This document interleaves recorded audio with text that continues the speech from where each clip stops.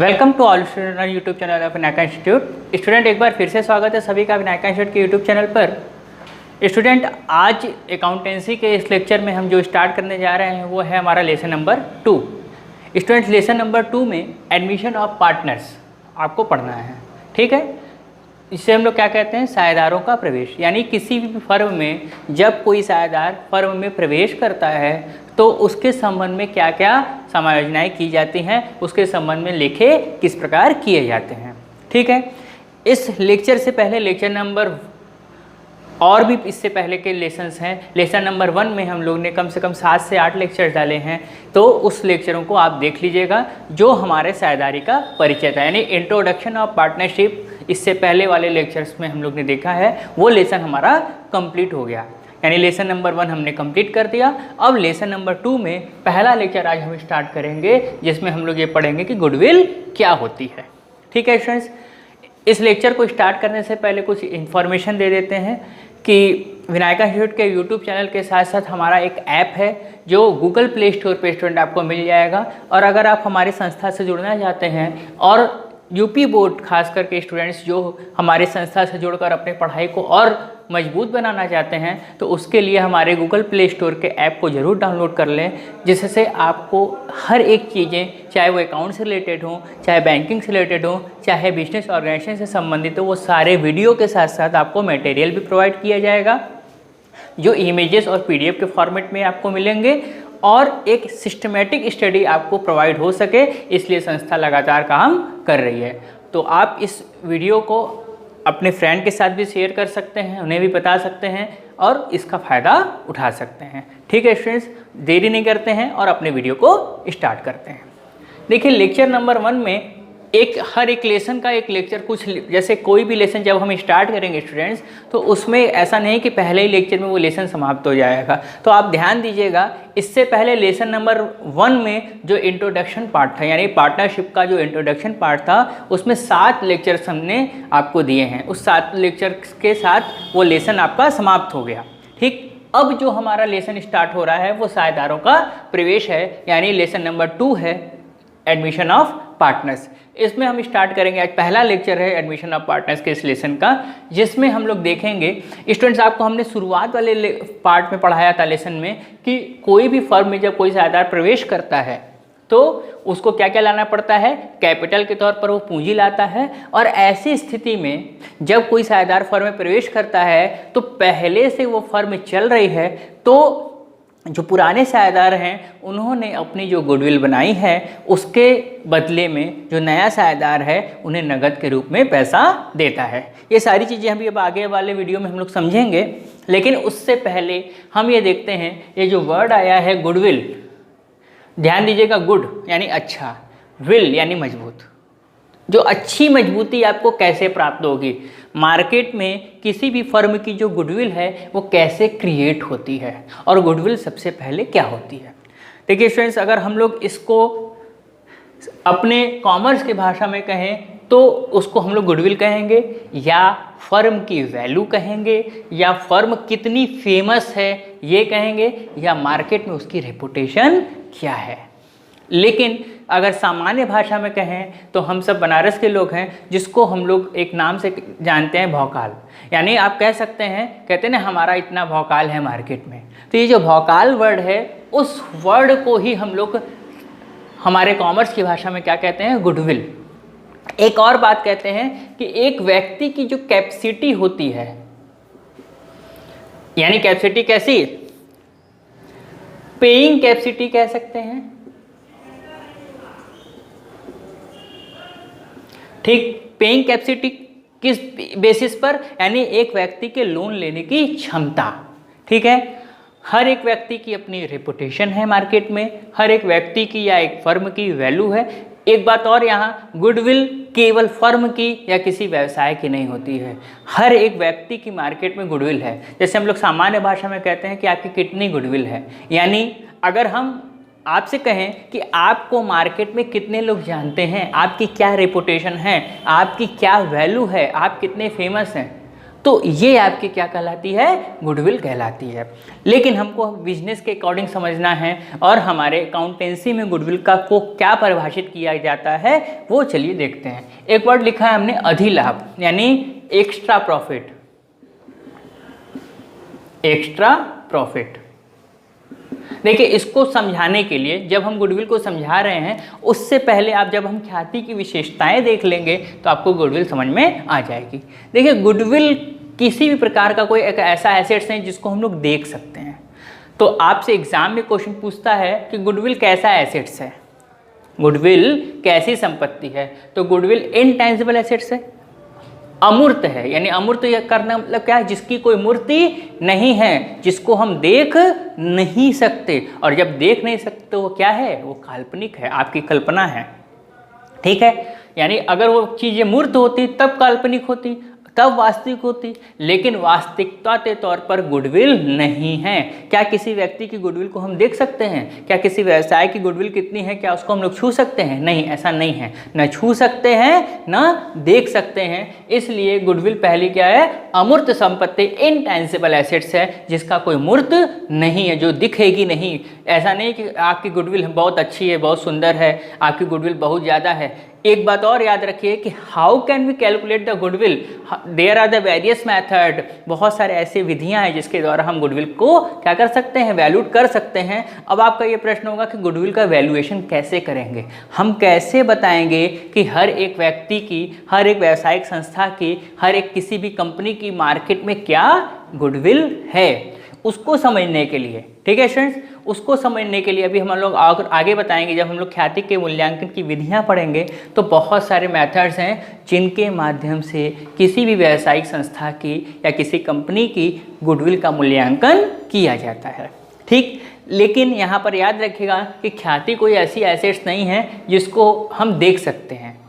ठीक, आपको पता ही नहीं है कि आपकी मार्केट में वैल्यू क्या है, आपकी कितनी रेपुटेशन है, क्या गुडविल है, इसलिए कहा जाता है कि वो कैसी संपत्ति है। दो तरीके की संपत्ति है, एक अमूर्त संपत्ति है और एक अवास्तविक है। अवास्तविक का मतलब होता है वास्तविक जगत में इसका कोई इमेजेस नहीं है, यानी इसकी कल्पना नहीं है, काल्पनिक संपत्ति है। इसको काल्पनिक संपत्ति भी कह सकते हैं, यानी आपकी केवल क्या है, कल्पना है। क्यों? क्योंकि इसका कोई मूर्त नहीं है। ठीक है, अब अगला है विक्रय योग्य संपत्ति। क्यों है? क्योंकि इसलिए कि गुडविल बेची जाती है। जैसे हम आपको एक एग्जांपल लेते हैं कि मान लीजिए ए और बी एक फर्म में साझेदार हैं। ठीक, मान के चलिए ए और बी एक फर्म में साझेदार हैं और उन्होंने एक व्यक्ति सी को साझेदार बनाया। ए और बी एक रेपुटेशन संस्था है, एक फर्म में वो लोग काम कर रहे हैं और वो लोग साझेदार को काफ़ी दिनों से फर्म को बिजनेस कर रहे हैं। ठीक, अब मार्केट में उनकी गुडविल बनी हुई है, मार्केट में एक अच्छा खासा उनका नाम है, मार्केट में उनकी रेपुटेशन है, मार्केट में उनकी वैल्यू है। तो क्या वो सी को फर्म में आसानी से साझेदार बनाएंगे? नहीं, वो कहेंगे कि भाई आपको पूंजी लाने से ही केवल काम नहीं होगा, मार्केट में इतने दिन से हमने अपने बिजनेस को कंटिन्यू किया है, मार्केट में एक वैल्यू है, हमारी एक रेपुटेशन है, हमारा एक भौकाल है, और आप आसानी से आकर हमारे फर्म के प्रॉफिट पे साझेदार बन जाएंगे? नहीं, इसके लिए आपको गुडविल के तौर पर हमें कुछ न कुछ क्या करना पड़ेगा, देना पड़ेगा। यानी गुडविल के रूप में हमारी जो वैल्यू बनी हुई है उसके बदले में सी को किस रूप में, कैश के रूप में उनको पैसा देना पड़ेगा। ठीक, यानी सी जब फर्म में प्रवेश करेंगे तो वो कैपिटल तो लेकर आएंगे ही आएंगे स्टूडेंट्स, उसके साथ साथ क्या लेकर आएंगे, गुडविल भी लेकर आएंगे। गुडविल के रूप में क्या, गुडविल तो ऐसा नहीं कि ये ले लीजिए एक कटोरा दाल है देख लीजिए, या खीर है या मिठाई, ऐसा नहीं है। गुडविल अवास्तविक संपत्ति है, अमूर्त संपत्ति है, तो गुडविल को किस रूप में ए और बी बेच रहे हैं, कैश के रूप में। यानी इसीलिए लिखा है विक्रय योग्य संपत्ति, यानी गुडविल क्या है, विक्रय योग्य है, इसको हम क्या कर सकते हैं, मार्केट में बेच सकते हैं। और जब ये विक्रय योग्य है तो सीधी सी बात है कि सी को इसके रूप में क्या करना पड़ेगा, A and the B sold his goodwill to C, यानी ए और बी एक साझेदारी फर्म है, उसने अपने गुडविल को सी को क्या किया है, बेचा है। कभी कभी ऐसा भी होता है कि कोई फर्म किसी दूसरे में मिलना चाहती है और वो जो फर्म है वो रेपुटेशन संस्था है, तो वो अपनी गुडविल को क्या करती है, बेच देती है। ठीक है, अगला है ख्याति का मूल्य बदलता रहता है। अब आप ऐसा सोचिए कि क्या सबकी, ऐसा सोचो कि फिल्म इंडस्ट्री में क्या हर एक हीरो या हीरोइन की जो गुडविल है वो हमेशा एक ही तरीके की रहती है? नहीं, वक्त बदलता है सबका, ठीक। चाहे कोई भी स्पोर्ट पर्सन हो, चाहे सौरव गांगुली से लेकर महेंद्र सिंह धोनी तक, विराट कोहली से लेकर सचिन तेंदुलकर तक, वो सबकी जो गुडविल है वो एक ऐसा समय आएगा जब डिक्लाइन होती है। उसी तरीके से हर एक व्यावसायिक फर्म अपने पीक पोजीशन पर जाती है तो कभी न कभी उसकी वैल्यू भी क्या होती है? घटती है। इसीलिए लिख रहा है कि ख्याति का मूल्य बदलता रहता है। अब यहाँ पर ख्याति का मूल्य बदलेगा कैसे? तो अब इसके बाद वाला जो पॉइंट आएगा उसमें हम लोग आपको बताएंगे कि इस गुडविल को, यानी किसी भी व्यक्ति या किसी भी व्यावसायिक फर्म की जो गुडविल है उसको कौन कौन से ऐसे कारण हैं जो प्रभावित करते हैं, वो कौन कौन से ऐसे फैक्टर्स हैं, वो कौन कौन सी ऐसी चीज़ें हैं जिससे आपकी गुडविल बढ़ती है या आपकी गुडविल घटती है। यानी कोई भी व्यावसायिक फर्म की जो गुडविल है, जो ख्याति है, वो किन किन तत्वों से इफ़ेक्ट हो रही है, प्रभावित हो रही है, जिनके कारण से उनकी संपत्ति क्या हो रही है, ख्याति घट रही है या बढ़ रही है। लेकिन कभी भी किसी भी व्यावसायिक संस्था, किसी भी व्यक्ति की जो गुडविल है वो हमेशा एक तरीके की नहीं रह सकती। इसलिए लिख रहा है कि ख्याति का मूल्य क्या होता है स्टूडेंट्स? बदलता रहता है, ठीक है। अब ख्याति का मूल्यांकन कब करते हैं? क्योंकि देखिए हम लोग को तो कॉमर्स की भाषा में समझना है और हम लोग क्या पढ़ रहे हैं? पार्टनरशिप पढ़ रहे हैं। तो आपको हमने बताया था शुरुआत वाले लेक्चर में कि पार्टनरशिप में कोई भी व्यावसायिक साझेदार प्रवेश करता है या वहाँ फर्म को छोड़कर चला जाता है या फर्म समाप्त हो जाती है। तो साझेदारी के अंतर्गत ख्याति का मूल्यांकन कब कब करेंगे, यानी कौन कौन से ऐसे कंडीशन है जब ख्याति का मूल्यांकन करना है? तो कब कब करेंगे? जब कोई साझेदार प्रवेश करेगा यानी एडमिशन लेगा, कोई अवकाश ग्रहण करेगा यानी रिटायर हो जाएगा तब भी, और व्यवसाय का विक्रय, यानी कभी कभी होता है कि एक बिजनेस, अभी हमने आपको शुरू में बताया कि एक बिजनेस फर्म दूसरे बिजनेस फर्म को क्या कर रही है? बेच दे रही है अपना बिजनेस।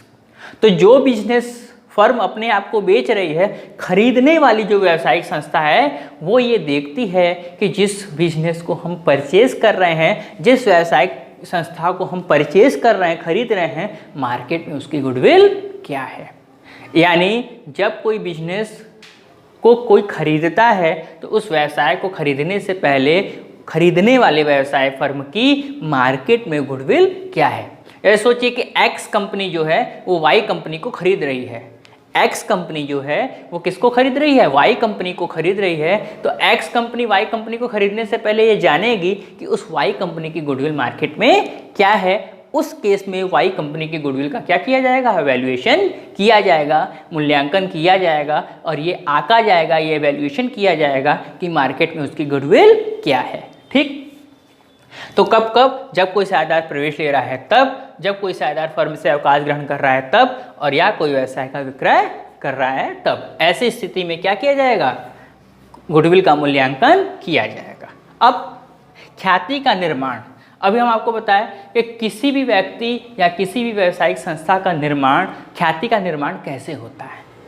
तो इसके बाद वाला जो अगला ही टॉपिक जब हम आपको पढ़ा रहे हैं ख्याति को प्रभावित करने वाले तत्व, तो उसी से आप ये समझ जाएंगे कि ख्याति का निर्माण कैसे होता है, ठीक है।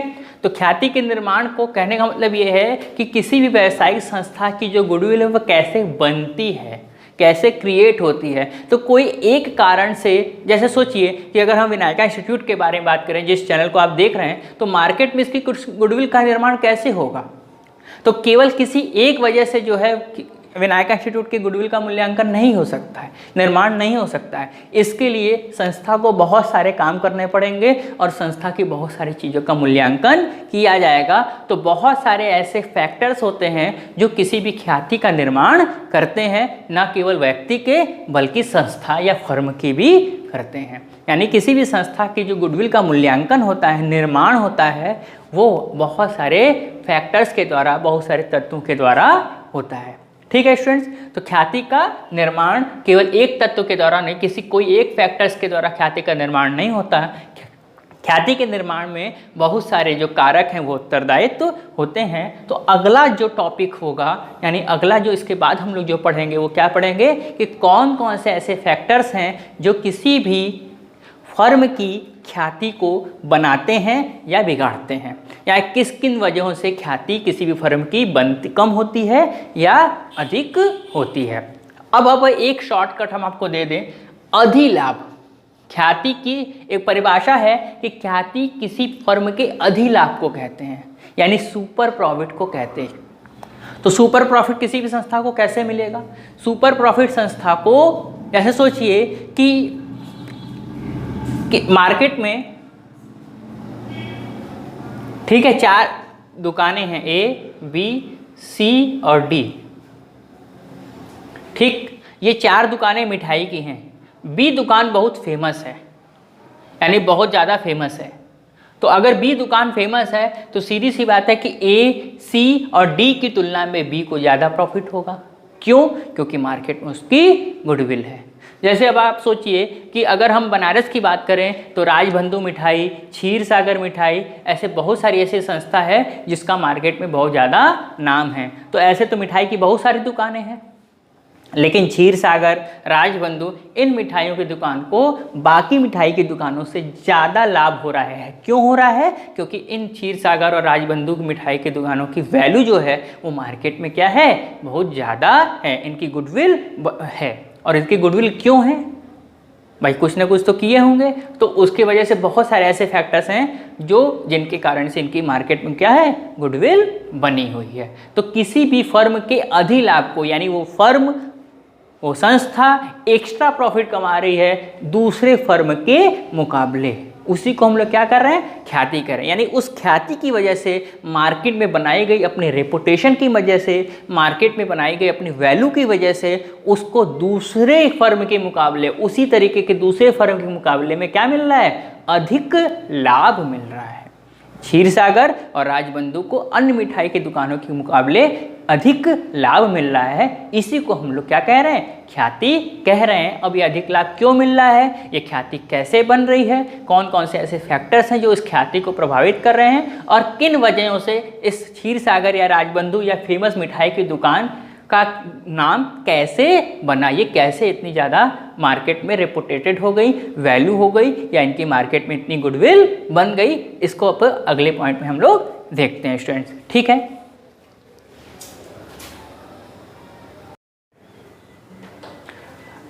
तो ठीक है स्टूडेंट्स, इसको आपने देखा कि ख्याति को का अर्थ आपने देख लिया कि ख्याति किसे कहते हैं।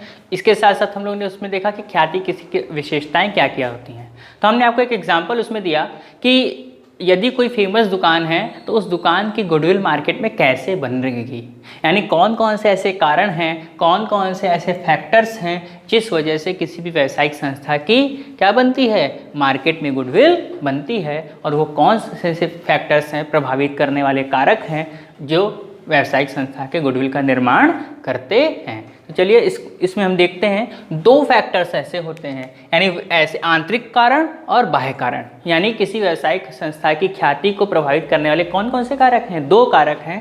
पहला फैक्टर है आंतरिक कारण, यानी वे फैक्टर्स, वे वजह, वो सारी चीज़ें जो किसी व्यावसायिक संस्था के अंदर से कारण होती हैं, यानी व्यावसायिक संस्था के खुद की जिम्मेदारी। अगर हम यही बोलें तो ये कंट्रोलेबल फैक्टर्स हैं, इस पे संस्था क्या कर सकती, काम कर सकती है, ये कंट्रोल कर सकती, क्योंकि संस्था का इस पे पूर्ण रूप से क्या होता है, नियंत्रण होता है।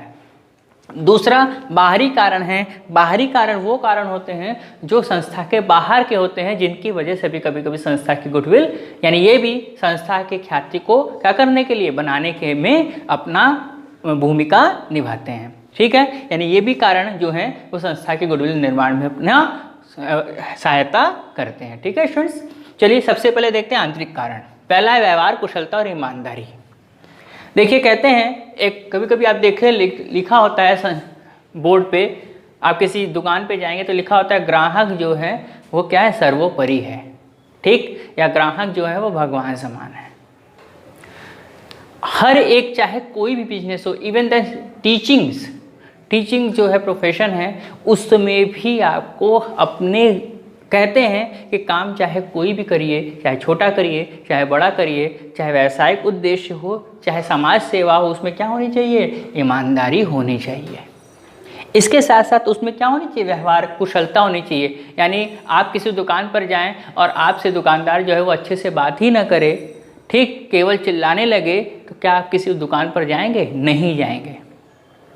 ठीक, आप सोचिए कि आपने 100 रुपये का नोट दिया और 80 रुपये का आपका सामान हुआ, ठीक, आप 20 रुपया लेना भूल गए, तो वो भी दुकानदार कहेगा जाने दो, कौन सा रोज रोज आ रहा है। तो अगर ऐसा सोचेगा तो हो सकता है कि वो काफ़ी दिन तक मार्केट में न चल सके स्टूडेंट्स। ठीक, तो याद रखिए कि व्यवहारिकता, यहाँ व्यवहारिकता का मतलब क्या है कि उस कस्टमर से व्यवहार बनाना, ताकि उस कस्टमर से वो आने वाले और भी बहुत सारे कस्टमर को क्या कर सके? आपकी संस्था से जोड़ सके।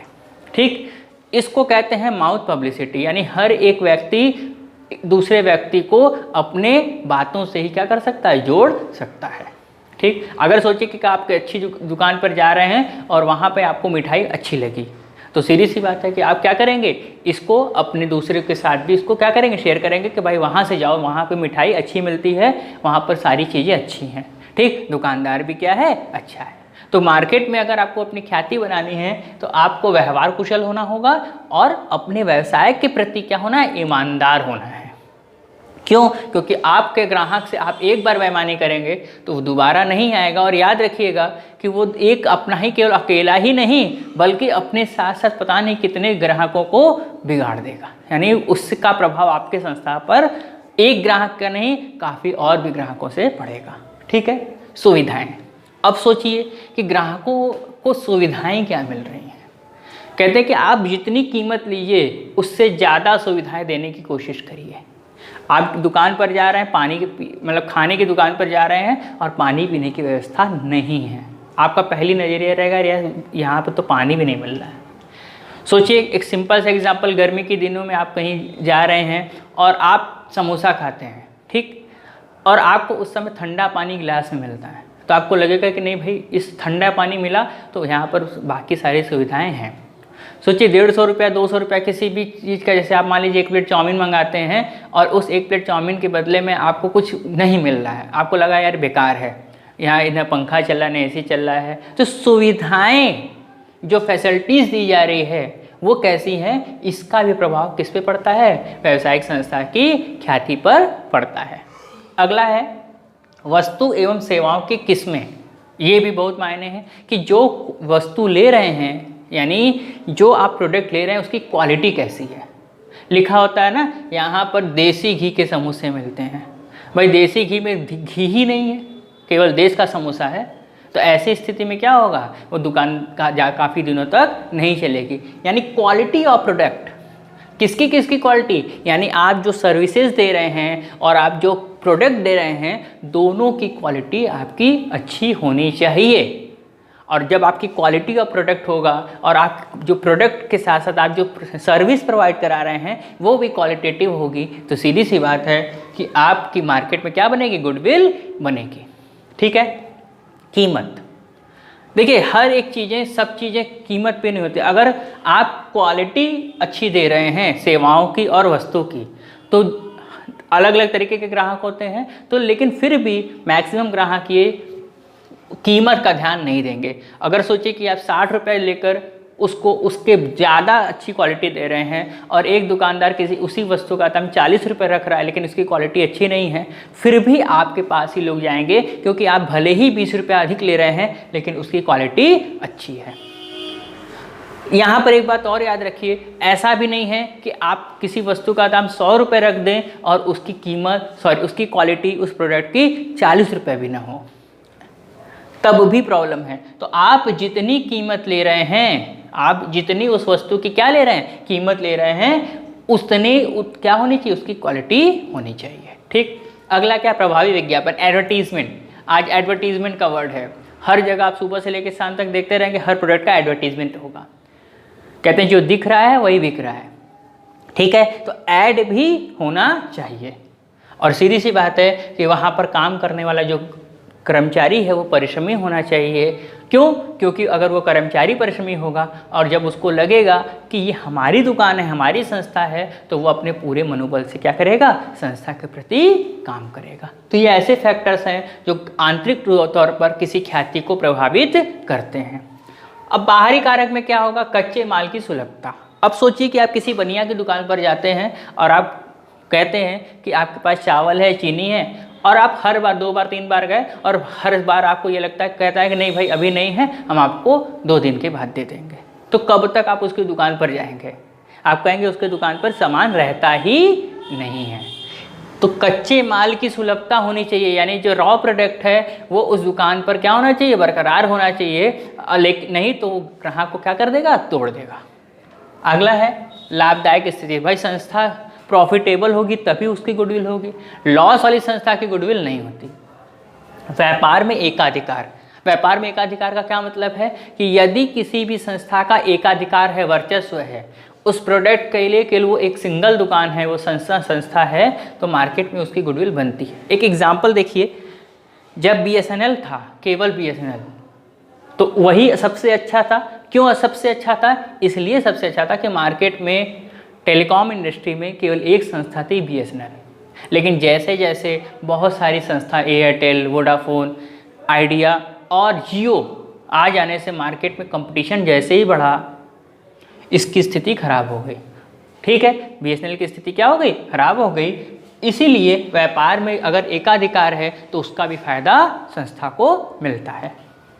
और सरकार द्वारा, सरकार भी किसी बहुत सारे बिजनेस को क्या करती है? अलग अलग तरीके की सुविधा प्रोवाइड कराती है। संस्था को कर रियायत, यानी कर रियायत टैक्स में छूट देती है, सब्सिडी देती है। सब्सिडी का मतलब क्या है? जैसे आप सोचिए कि आपको हमने एक बताया था कि गैस सिलेंडर जो है आपके घर आता है, तो सोचिए अगर 800 रुपये का गैस सिलेंडर है और आप 800 रुपया देते हैं और 150 से लेकर 200 रुपये का जो सब्सिडी है वो आपके अकाउंट में आ जाता है, तो संस्था को कैसे मिलता है? यानी गैस एजेंसी को कैसे मिलता है? या गैस एजेंसी को जो 150 रुपया है वो कौन देता है? वो सरकार देती है। तो ऐसी स्थिति में ये सारी सुविधाओं के माध्यम से भी ख्याति का निर्माण होता है।